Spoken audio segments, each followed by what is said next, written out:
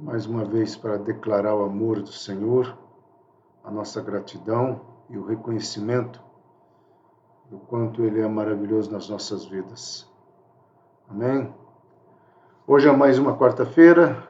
Quem vai estar pregando aqui hoje é o Jussier, e ele vai estar com a palavra, vai estar transmitindo aquilo que o Senhor colocou na vida dele para nós. Eu apenas estou fazendo a sala aqui para abrir, né, e orarmos. Seja bem-vindo ao Estilim, Deus abençoe todos aí em Campo Grande. Deus abençoe todos que vão começar a entrar também agora em nome de Jesus. Vamos orar? Pai querido, em nome de Jesus, mais uma vez nós nos apresentamos diante de Ti, pedimos o Teu amor, pedimos a Tua graça, pedimos a Tua cobertura sobre nós, pedimos o reconhecimento da Tua bondade, mas acima de tudo, Senhor, que o nosso coração possa se alinhar ao Teu mover de graça e misericórdia, ao que nós oramos e pedimos em nome do Senhor Jesus Cristo. Amém, meu amado? Vou chamar o Jussier, que vai estar compartilhando a palavra aqui. Amém, Jussier? Pode ir chegando. Glória a Deus.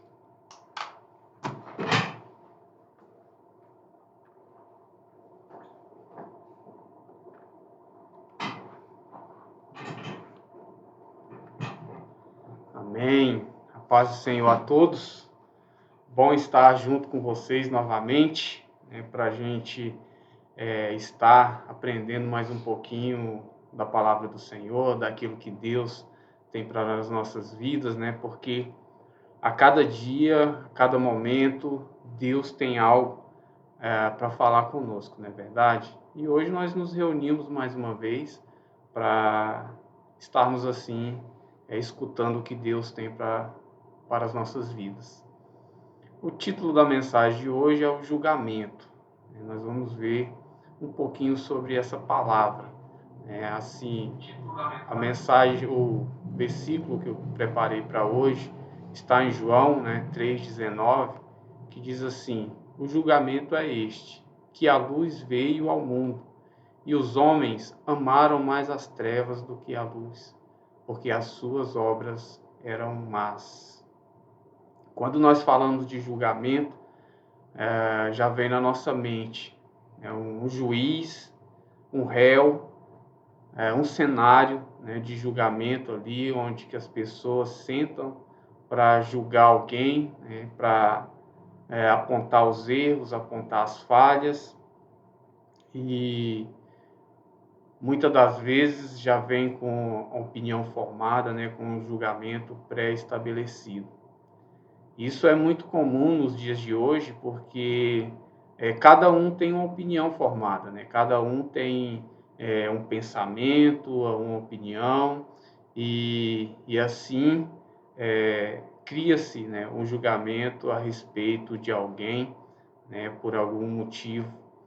E quando nós lemos esse versículo em João, a gente trata ali do encontro de Nicodemos com Jesus. E é bastante interessante porque quando a gente pega o exemplo de Judas e Nicodemos, a gente vê que Judas ele saiu da luz para as trevas, saiu para trair Jesus. E Nicodemos ele sai das trevas para a luz, ou seja, para próximo de Jesus. Então já fica um grande ensinamento para nós, qual é a direção que nós estamos tomando, e que caminho que nós estamos seguindo, e como que está a nossa mente no momento que nós escutamos a palavra. Quando a gente vê ali o capítulo de João, vai falar do encontro de Nicodemos, um homem que era mestre, não era simplesmente qualquer um em Israel, era um homem da lei, que conhecia a lei, que entendia das leis judaicas, e nós vemos que a gente vai ter bastante coisa para aprender sobre esse encontro de Jesus com Nicodemos. Mas nesta noite eu quero tratar somente este ponto, que é o nosso julgamento, como que a gente está trabalhando isso na nossa mente, quando a gente recebe uma informação, quando chega algo até nós, e como que a gente trata essas questões, porque nós temos que buscar primeiramente conhecimento, né, do que está sendo falado, entender o que está sendo falado, para só assim a gente criar, né, uma opinião sobre aquele assunto. E Nicodemos foi um homem que ouviu falar, né, de Jesus, dos seus milagres, e ele sai, né, para encontrar com Jesus, porque ele tinha, né, ainda no seu coração algo que ele precisava entender. Então, nós vamos aprender um pouquinho, né, sobre isso. Então, quando nós falamos de julgamento, né, de modo geral, uma opinião formada, né, e principalmente expressada. Muitas das vezes não fica só na nossa mente, né? A gente pensa, né, a gente formula tudo aquilo que a gente está pensando dentro do nosso conhecimento, dentro das nossas experiências, mas ela também é expressada, né? E aí é que está o perigo, né? Será que a gente está expressando de uma forma correta? A gente está expressando de uma forma que não vai magoar a pessoa que a gente está falando, para quem a gente está falando, né? Porque isso é muito importante, a gente expressar, né, essa luz que é Jesus nas nossas vidas, e assim a gente ensinar aqueles que estão próximo de nós, né? Lá em João 1,4 diz, né, nele estava a vida, e esta era a luz dos homens. Então, quando nós olhamos para Jesus, nós entendemos que ele é a luz, e a luz, ela ela brilha, né? A luz, ela é como um farol, né, para o navegante, que guia ele, né, no caminho aonde ele tem que chegar. E assim é o cristão, né? O cristão do século 21, de 2021, ele tem que buscar esse brilhar na sua vida, né? E assim atrair as pessoas para próximo dele, assim como Jesus fez com Nicodemos. Nicodemos sentiu, né, a vontade de estar próximo de Jesus, né? Ele foi atraído pela luz de Jesus. Então, a luz é tornar-se manifestos por raios, né? E o raio, ele serve para nos guiar, né? Ele cria uma luminosidade e assim atrai as pessoas para próximo dele. É assim que deve ser as nossas vidas, né? É assim que nós devemos buscar ser um verdadeiro cristão, um cristão autêntico, para que as pessoas venham para próximo de nós, né? E é interessante a gente analisar essa história, porque quantas dúvidas não são geradas, né, não são formatadas no nosso coração, e muitas das vezes a gente se afasta, né, dessa luz que é Jesus. Mas que nessa noite a gente possa entender que nós temos que correr para perto de Cristo, né, correr para ficar bem juntinho dele e não se distanciar.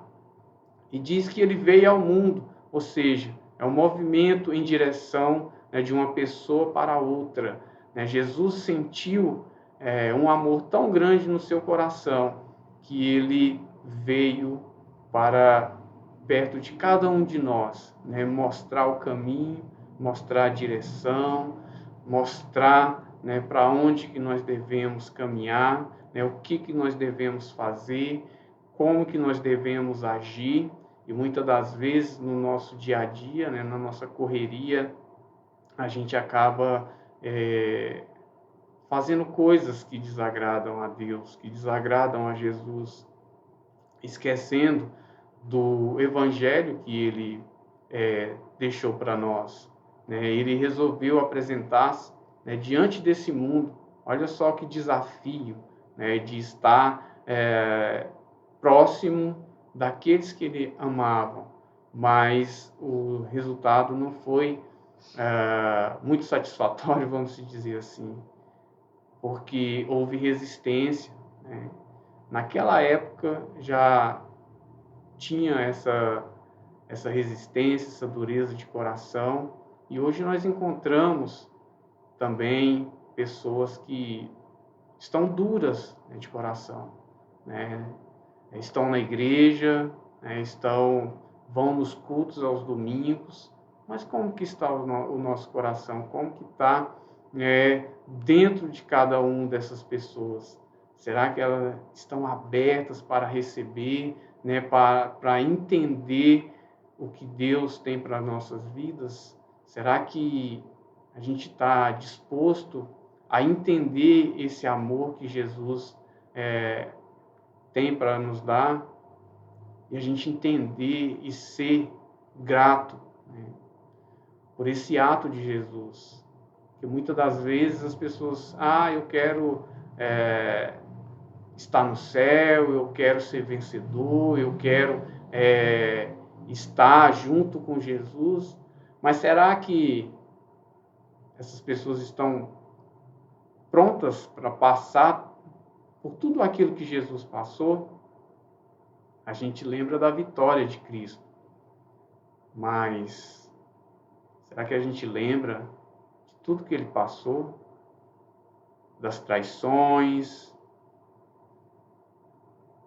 das perseguições, dos chicotes, da cruz pesada, da coroa de espinhos? Será que se fosse nos nossos dias, qual seria o julgamento a respeito de Jesus? Quem é esse homem? Quem é esse que apareceu, né, do nada, nasceu em um lugar qualquer e se diz ser filho de Deus? Qual seria o julgamento dos cristãos do século XXI? Todos nós falamos, eu espero a volta de Jesus. Mas qual seria o nosso julgamento? Será que iríamos reconhecer que aquele era Jesus? Porque eles esperavam um rei, e veio, né, um homem simples, humilde, nascido em uma manjedoura. Qual seria o nosso julgamento hoje? Numa sociedade pós-moderna, numa sociedade da tecnologia, o que a humanidade ia pensar desse homem? Muito interessante a gente falar disso hoje, porque a gente lembra lá de trás e a gente fala, nossa, mas como que aquele povo pôde fazer tudo aquilo, né? Os fariseus, que quando a gente fala fariseu, a gente já imagina pessoas que conhecem a lei, né? A lei de Moisés, né? A lei judaica, e era para eles estarem preparados, porque eles entendiam. Nicodemos não era simplesmente um fariseu, ele era mestre, né? Jesus fala, olha, você é mestre. E ele teve aquela dúvida. Será que nos dias de hoje seria diferente? Seria, né, todo mundo ia reconhecer que aquele é o Jesus que prometeu voltar? Ou será que imaginar, não, esse daí não é um pregador renomado, não, esse daí não está bem vestido? Qual seria o nosso julgamento? Qual seria o nosso pensamento? É bom a gente parar para refletir sobre tudo isso. Olha só, os homens amaram mais as trevas do que a luz. Será que o cristão do século XXI, ele está amando mais a luz ou amando mais as trevas? Pare para pensar um pouquinho. Reflita, né, aí na sua casa, né, no seu cantinho, lá no fundo do seu coração, onde que o seu pastor não vê, onde que talvez o seu esposo, a sua esposa não vê, seus filhos, ou sua mãe, ou seu pai. verdadeiramente, onde está o seu coração? O que a gente está amando mais? Que a palavra nunca esteve tão fácil como hoje. Se todos quiserem, todo mundo tem a Bíblia na mão, porque todos hoje têm um celular. Mas o que Jesus quer é o nosso coração. E para que a gente entenda isso, a gente tem que buscar na palavra, na oração, numa vida consagrada a Deus, em momentos de comunhão, em momentos onde nós saímos das trevas e vamos para a luz. E isso é muito importante, porque é você e Deus. É você que tem que buscar isso. É você que tem que correr atrás disso. Os pastores podem te ajudar, as pessoas podem orar por você, mas a experiência com Deus é você, seu coração, sua mente, uma mente sã, uma mente saudável, que vai entender tudo isso, e a cada dia mais você vai apagando tudo isso, todo esse julgamento, toda a escuridão vai se dissipando, e a cada dia mais a gente consegue enxergar a luz, caminhar para a luz. E cada vez que a gente caminha para a luz, a gente reflete a luz em nossas vidas. E as pessoas enxergam tudo isso, porque a luz é boa, como diz a palavra.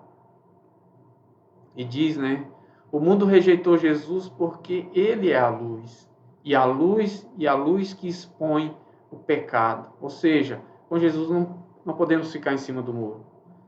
Não há treva e luz ao mesmo tempo. Onde a luz chega, as trevas têm que sair. As trevas têm que bater em retirada. E quando nós damos lugar para o pecado, quando nós damos lugares para as coisas que não são de Deus, é a mesma coisa da gente estar dando vazão para as trevas em nossa vida.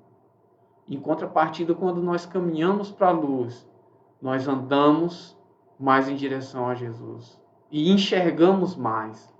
A gente tem mais noção de onde que a gente está e para onde que nós estamos indo. Aqueles que praticam o mal fogem dele, preferindo que a sua iniquidade não seja revelada. Isso é muito interessante porque muitas das vezes a gente se esquece. Como o pastor Silas falou, os olhos do Senhor estão em todos os lugares. Mas muitas das vezes as pessoas preferem praticar o mal do que estar perto de Jesus, estar na luz. E a cada momento a palavra ela nos confronta, porque a palavra ela nos leva a uma vida de santidade, a uma vida na presença de Deus. A palavra é o nosso GPS, é o nosso guia. E é preciso que a gente esteja sempre atento. Na hora que ela falar, vire à esquerda, segue em frente, para que a gente possa entender para onde nós estamos indo e o que nós estamos fazendo. Lá em João 1,5 diz, a luz brilha nas trevas e as trevas não a derrotaram. Essa palavra que derrotaram, lá do Strong, significa também reprimir, conquistar, apagar. Então, a luz que brilhou nesse mundo, que é Jesus, as trevas não conseguiram derrotar. Ela não conseguia conquistar, apagar. E muitas das vezes as pessoas pensam assim, eu não vou para a igreja porque isso não vale a pena, que eu vou perder meu tempo. Pelo contrário, você vai ganhar tempo, você vai ganhar experiência, você vai saber para onde cada um está indo. E não adianta, porque as trevas não vai conseguir reprimir a luz. Ela não vai conquistar esse espaço da luz. Ela não vai apagar, porque a luz, ela prevalece. E aqueles que estão na luz, né, eles vão ser vencedores pelo sangue de Jesus. E Jesus pagou um alto preço pela minha vida e pela sua vida. Imagine o sofrimento, imagine a dor. Hoje, a gente sofre um corte pequeno no dedo, a gente já imagina que é o fim do mundo. Imagina Jesus, né, com aquela coroa de espinhos, sendo crucificado. Mas ele sabia a importância de tudo aquilo. Ele sabia o objetivo de tudo aquilo. E nós vamos deixar ser derrotados por uma luta diária, por uma dificuldade financeira. Onde que está o nosso coração? Onde que está, né, o nosso foco? É bom a gente parar para pensar e entender que essa luz, ela tem que brilhar na nossa vida. Essa luz, ela tem que ser, né, o nosso guia, o nosso farol. Olha só, os fariseus não duvidaram de Jesus só por discordarem dele. Não era simplesmente só discordar. Não, eles duvidaram de Jesus porque estavam endurecidos contra ele. E o pior de tudo na vida de um ser humano é quando ele está endurecido. Como foi falado aqui no domingo, quando ele está com o coração de pedra, né?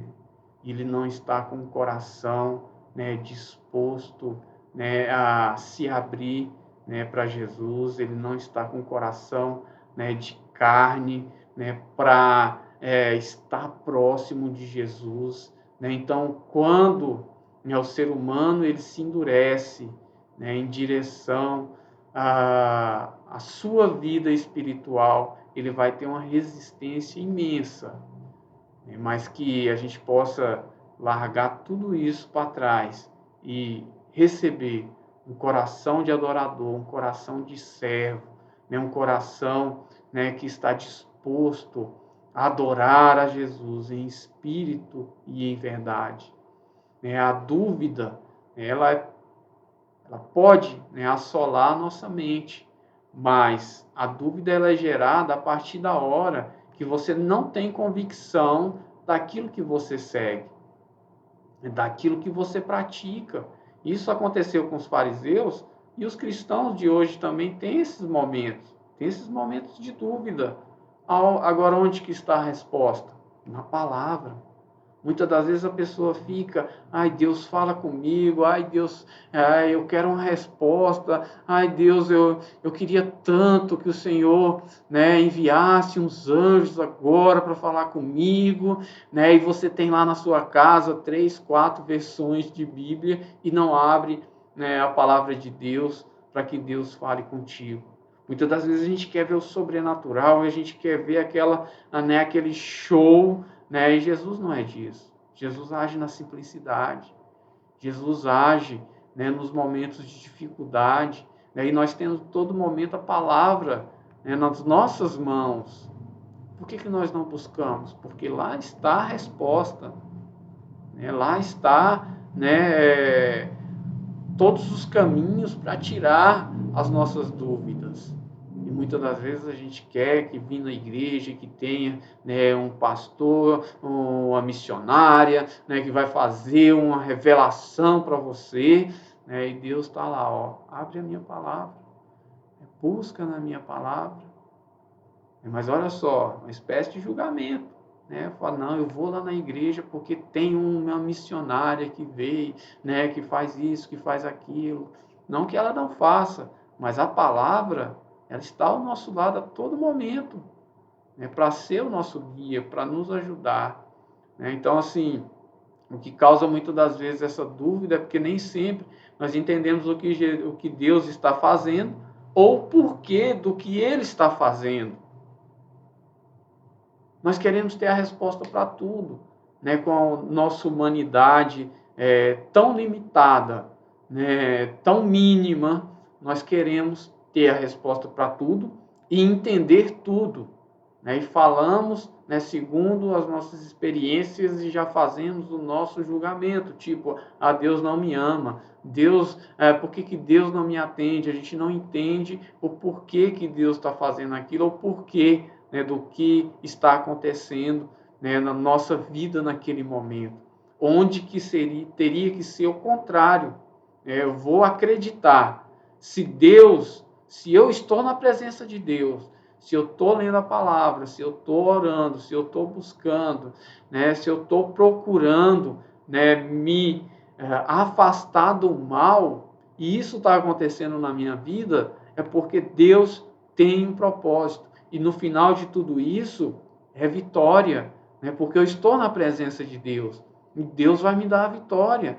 Não importa qual seja a luta, não importa a dificuldade, mas eu estou na presença de Deus, né, eu sei que Deus me ama, né, e o diabo não vai colocar essa dúvida na minha mente, né, o diabo não vai, né, deixar com que eu se afaste de Cristo.